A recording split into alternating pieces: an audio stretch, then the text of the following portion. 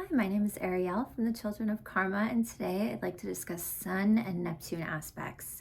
This aspect wants an ideal life. They want to feel special. They want to feel close to the divine, extraordinary, ethereal. They glamorize themselves and their experiences as well.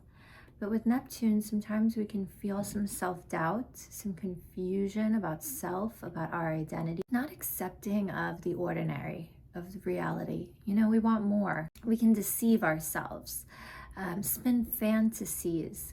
Really, we feel alive in the fantasy because the ordinary world is just, it's not enough.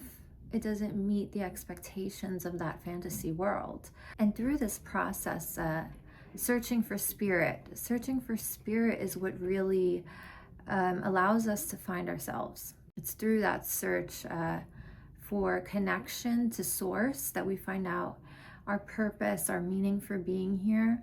We can find some comfort with this aspect if we lean into the spiritual element. And it doesn't mean that you have to lean into conventional religion unless you really resonate with it. You find some other way to connect to the earth, to source. We can deal with an unavailable father. Even if he's home, he's just not present. And with this aspect, it can also show a father who, for example, Neptune is oceans. So maybe he worked on a cruise ship and he was out of the home 6 to 8 months out of the year. So he was just unavailable. It can also show maybe a father in politics or an artist, or spiritual father, or a father who's an alcoholic. Can show someone addicted to drugs. It's difficult with this aspect. You can idealize the father, but thinking from the child mind, it's sometimes necessary to have these delusions in order for us to grow as a normal functioning person. We have to believe that the father is a good person and just like every other dad. And then you find out later, the delusion breaks and you find out later that, usually with women, you find out once you start dating, once you have children, you realize you start to compare, this is actually not a good quality that my own father had.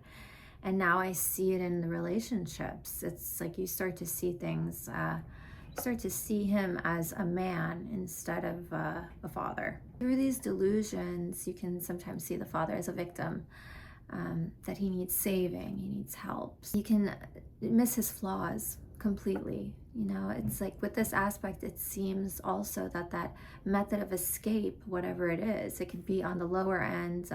He's an alcoholic, or he's just consumed with work that happens to take him away from the home.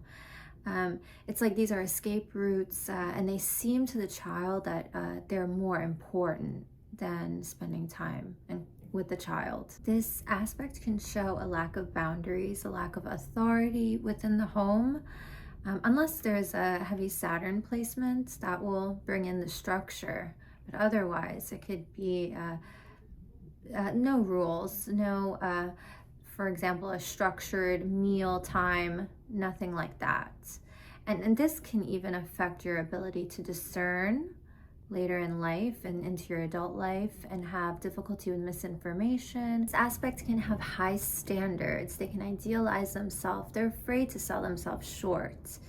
And on the other hand, with this identity is not really solid. So it's like they're still trying to figure out who they are. They can find things that they really admire and become this. They can be chameleons. They can really identify with something. There are loose boundaries, so they're able to mesh and blend. So if they find something that they really admire, they can turn into this thing. They can borrow the identity of something else. They're creative, they're dreamers, they're imaginative. That can show that idealizing of Neptune. Neptune loves to idealize and put people on pedestals. And you're assuming that other people have better lives than you do, that they're happier than you are. And it just may not be true. you know, you may be deceiving yourself. And at some points in life, these deceptions are necessary. For example, to lower my pain medications, I had to deceive myself. I usually will line up my medications at the start of the day, and I would put that medication in the lineup, but I would just remove it as if I took it but didn't, you know. And even it worked. I mean, it worked. So I think I was telling myself, don't worry about it. You're still on the meds. You're okay. Just relax. And because I knew that after a couple of weeks, the body would adjust without it and everything would be fine. It's the mind, you know, that feels like we're not ready. We can't do it. Oh no. So I use that self-deception sometimes to my advantage, and to get me to do something that I really need to do, that maybe the mind is a little bit afraid of. This aspect also deals with the victim-savior complex, seeking out victims to save, or feeling like a victim yourself. And you can use this, for example, if it's in the 4th house, you care for your parents as they get older, or if they're sick. If it's in the 6th house or the 10th house, it could be that you're working, helping the disadvantaged in some way, in a service industry. In the 7th house, maybe you're trying to save your partner, or you're idealizing your partner.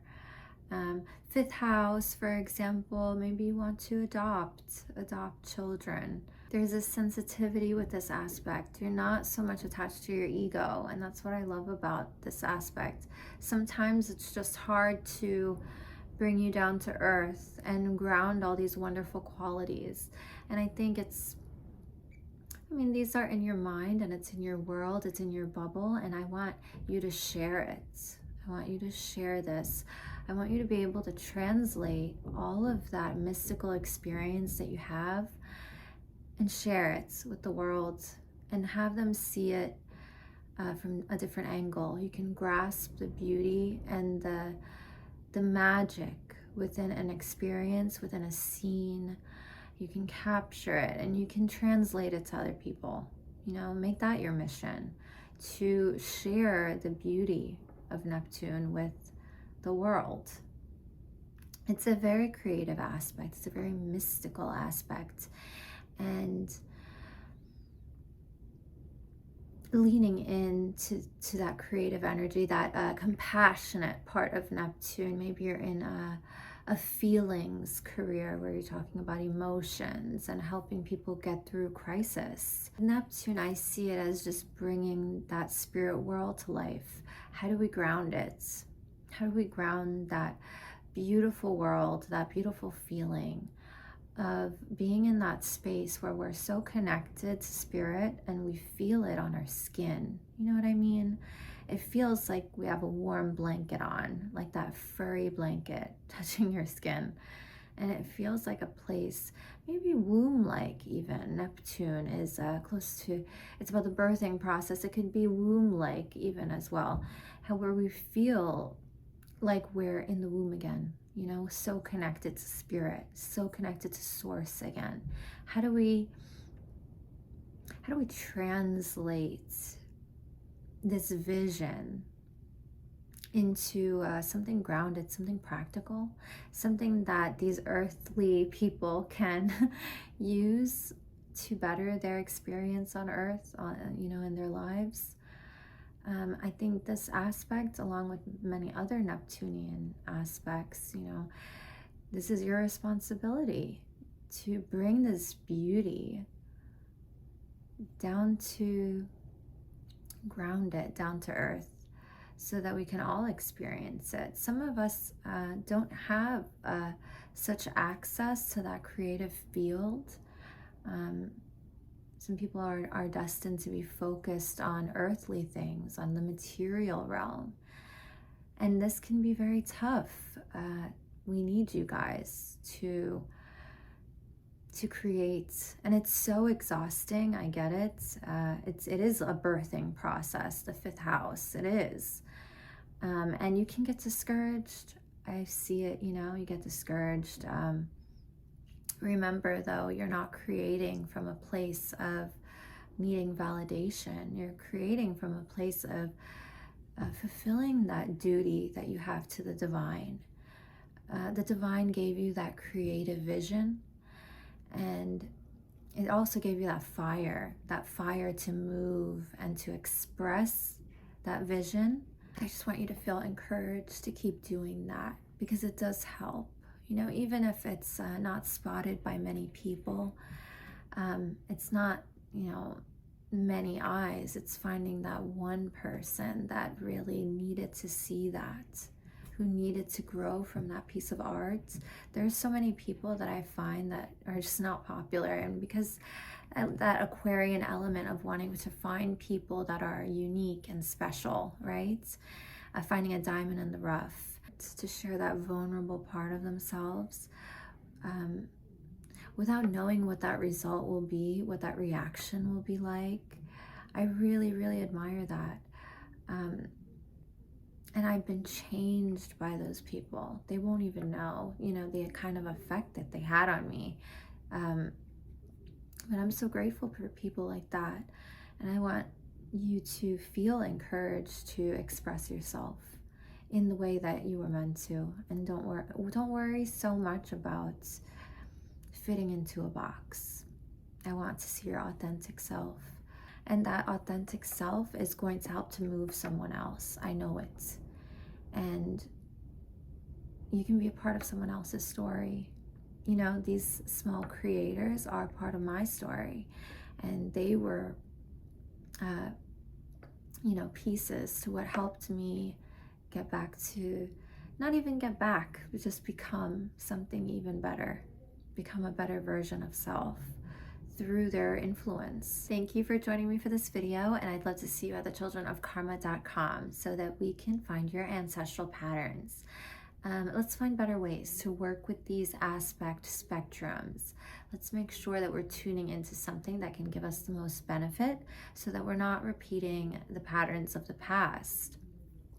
And I also have other astrological chart services there, for example, Synastry, and a transit monthly service as well. So I'd love to see you there, and don't forget to like the video. Bye.